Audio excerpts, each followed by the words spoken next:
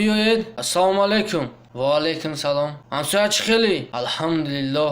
همسایه شما در کجا بودید؟ من فکر کردم که شما رفتید. من مخصوص آمدم همه کارها را مونده که تو را نشان دهم. چی گپ شد؟ بیا نشان میدهم چی شد. نگاه کن، این خبر را میبینی؟ این را دفع کن. مرغهای تو در ایسو اوسو میدوند، بیزار کردن مرا. اینها غازند چیان؟ ای محمود برادر، از تو هم میگردند در حوله ما. من یگان چی نمیگویم. بسیار گپ نزن محمود، تو نادرست میگویی، خطا میکنی. ای تو نگاه کن، وقتی خانه ساختی من احساس میکنم که تو 2 متر در آمدی به حوله من. گوش کن محمود، خطا میکنی. گوش کن، وقتی من خانه میساختم با حجتا پیش تو آمدم. ما همه این رو حل کرده بودیم کو. من در فرقش نیست، من بریان میکنم چو جای ترا. ای گوش کن، اگر تو ها را بریان کنی من هر دی شما را بریان میکنم.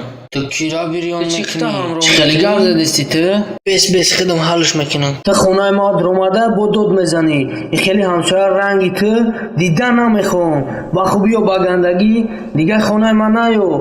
من روی ترا دیدن نمیخوام. ایسی نگاه که من در ترا دیگه تق نمیکنم.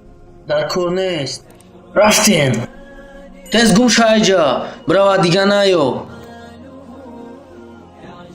مرا نگاه که تو جواب میتی. برای دفش رنگ تنه بینم.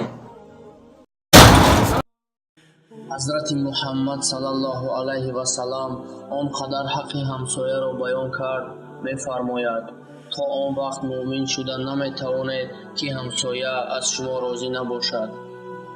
مریض شد به بیمارپرسی بروید. اگر ضرورت شد چی از نگاه پول و یا ضرورت خانه برایش بدهید. در خوشی او خوش و در غمی او غمگین باشید.